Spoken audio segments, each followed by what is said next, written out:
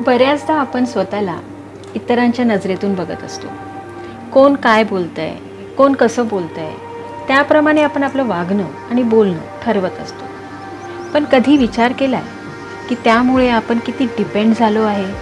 आपण स्तुती स्वतःचीही करत नाही आणि दुसऱ्यांचीही करत नाही. फक्त वाट बघत असतो की आपल्याला कोण कधी छान बोलतंय. त्यापेक्षा कधी आपल्याला असं वाटलं की काय करायचं माहिती आहे?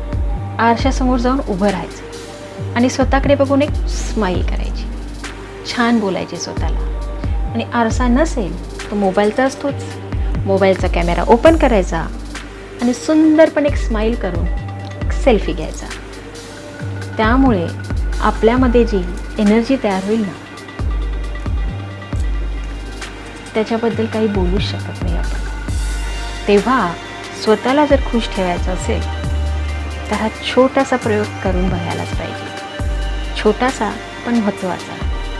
तुमची सखी नीता. राधे राधे.